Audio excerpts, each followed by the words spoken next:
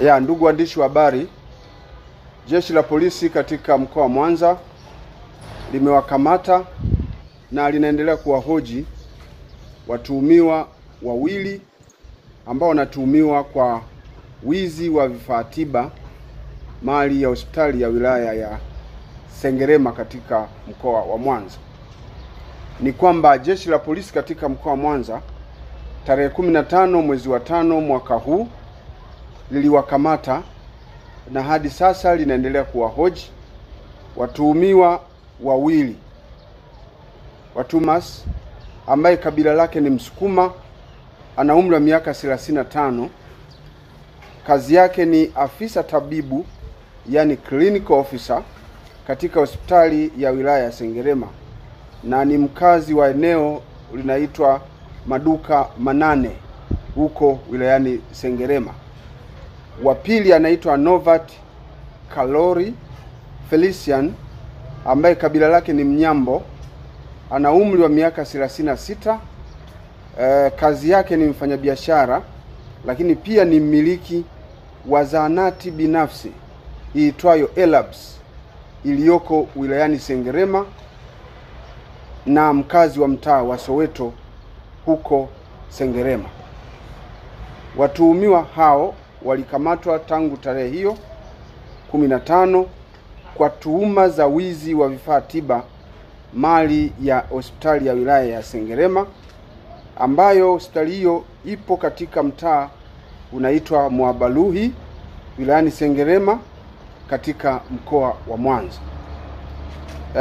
Tarehe 4 mwezi wa 4 mwaka huu ilibainika kuwa vifaa ambavyo ni vifaa tiba vya hospitali hiyo vilikuwa vimeibiwa katika hospitali hiyo, na mara tu baada ya kubainika huko kwamba vifaa hivyo vimeibiwa, wahusika, nikiwa na maana ya viongozi wa hospitali hiyo, waliweza kutoa taarifa kwa Jeshi la Polisi. Kwa hiyo Jeshi la Polisi tangu tarehe 4 mwezi wa 4 lilipokea hizo taarifa na uchunguzi ulianza kufanyika. Vifaa ambavyo vilidaiwa kuibiwa ni hivi vifuatavyo. Kuna kifaa kinaitwa kifaa cha kurekebisha mapigo ya moyo, kitaalamu wanasema ni defibrillator. Kifaa cha kufuatilia mapigo ya moyo ya mtoto akiwa tumboni kinaitwa fetal heart rate monitor. Kompyuta moja, mashine za kuingiza maji mwilini, yani infusion pump. Vifaa hivyo vyote vina thamani ya shilingi milioni 28,510,000 vikiwa ni mali ya hospitali ya wilaya ya Sengerema.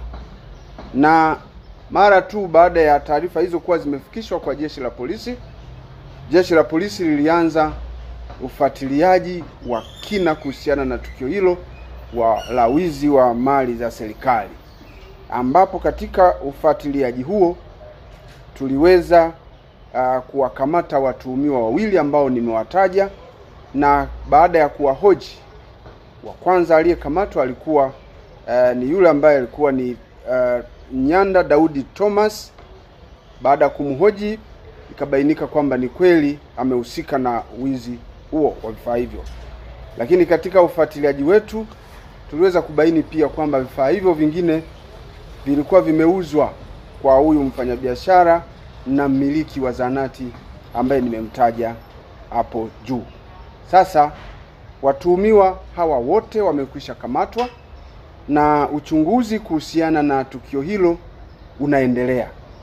Tunaendelea kufuatilia tukio hilo ili kuwabaini washiriki wote walioshiriki kwa namna moja au nyingine katika kufanikisha tukio hilo la kihalifu.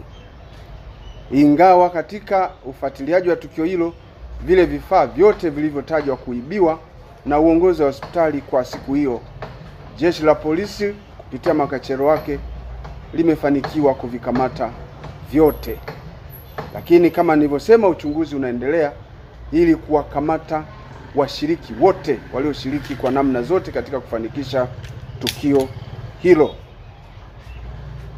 Kupitia tukio hili, uchunguzi kama nilivyosema unaendelea, na watuhumiwa tutakapokuwa tumekamilisha uchunguzi wetu watafikishwa katika mahakama ili waweze kujibu shtaka lao hilo.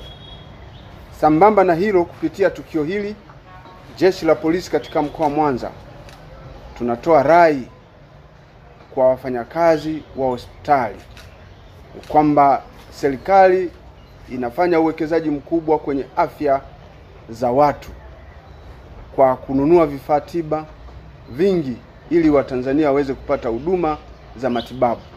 Hivyo tunawataka watumishi wa serikali katika hospitali hizo kuwa wazalendo, lakini kufanya kazi wakiwa wanazingatia maadili ya kazi zao na kutojihusisha kabisa na vitendo vya wizi, kwa sababu kufanya hivyo ni kurudisha nyuma jitihada kubwa za serikali ambayo imeamua kuwekeza katika swala zima la afya za watu kupitia kununua vifaa tiba na madawa.